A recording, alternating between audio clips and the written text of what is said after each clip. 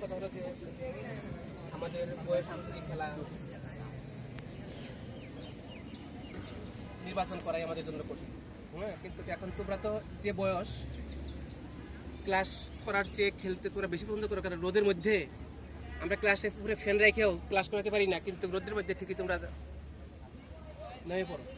হ্যাঁ, এটি বোঝা যাচ্ছে যে খেলা আমরা সবচেয়ে বেশি পছন্দ করি।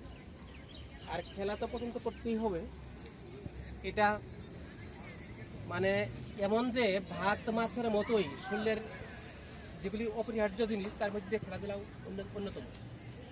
এটা তোমার শুধুমাত্র খাওয়া দাওয়া করলে পরেই হয় না, অন্য 10টা জিনিসের মতো খেলাধুলাও আমাদের একবারে সুস্থ শরীরের জন্য, সুস্থ মানসিকতার জন্য, সুস্থ জীবনের জন্য খেলাধুলা অপরিহার্য। অতএব এটা আমাদের মানে জীবনেরই একটা অংশ। এটা আমাদেরকে ডিসিপ্লিন শিক্ষা দেয়, অনেক কিছু শিক্ষা দেয়, কিন্তু আমরা এই খেলতে এসে যেন ডিসিপ্লিনে ব্রেক না করি। এখানে জয় আছে, পরাজয় আছে। খেলাধুলা মানেই একদল হারবে, একদল জিতবে, এই মানসিকতা। এখানে টিম স্পিরিট যেমন আছে, পরাজয়কে বরণ করার যে মানসিকতা, মানসিক শক্তি।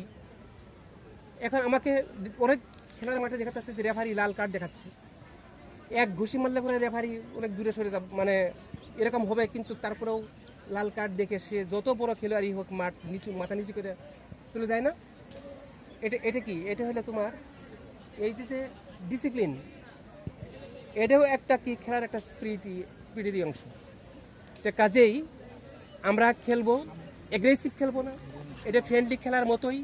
তোমরাই একই ক্লাসেরই, কেউ নজরুল হাউসে, কেউ তিতুমিরে, এরকম আমরা আছি। যে কাজেই আমরা কখনোই এগ্রেসিভ খেলবো না, ফাউল খেলবো না। এই খেলার হার জিতে আছেই, এমন কিছু যাতে না হয়। যে কারণ হলো এখানে আমরা কিন্তু অত প্রফেশনাল খেলোয়াড় না। আর তোমাদের যেহেতু প্রফেশনাল খেলোয়াড় না, তোমাদের শরীরের যে স্ট্রেংথ, যে স্টেমিনা, যে হাড্ডিগুটির যে তোমার শক্তি সামর্থ্য, এটা প্রফেশনাল খেলোয়াড়দের মতো ওরকম না। কাজেই আমরা এমনভাবে কাউকে আঘাত করবো না যাতে পা ভেঙে যায়। এই ব্যাপারটা আমরা খুব মাথায় রাখবো। আবার অনেক সময় দেখা গেলো যে খেলাধুলার মধ্যে কোনো কিছু হয়েই গেল, রেফারি সেটাকে মিট করে দিল, সেটাকে আবার খেলার মাঠের বাইরে নিয়ে গেলাম না। হ্যাঁ, এরকম তো না, যা কিছু হবে খেলার মাঠেই শেষ হয়ে যাবে। ঠিক আছে? ফাউল হলে পরে ফাউল ধরবে, পেনাল্টি হলে পরে পেনাল্টি ধরবে, সব কিছুই হবে। রেফারি যেটা বলবে সেটাকেই মেনে নিতে হবে, কি তাই না? আমরা সেটাকেই মানবো। আমরা কেউ কারোর সাথে আমাদের এই টিম স্পিরিটটা যেন থাকে, এই ফ্রেন্ডলি। যদি আমরা হাউসে খেলতেছি, তারপরে এটা ফ্রেন্ডলি ফুটবল ম্যাচের মতোই, একই স্কুলের স্টুডেন্ট, এখানে বাইরের স্কুলও না, তাই না? বাইরের স্কুলও না।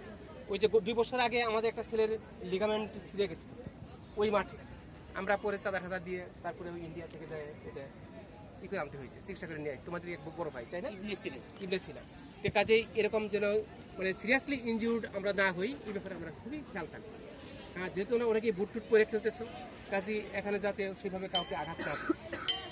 ঠিক আছে? আর জয় পরাজয় তো হবে ইনশাল্লাহ, একদল যারা ভালো খেলবে তারা জিতবে।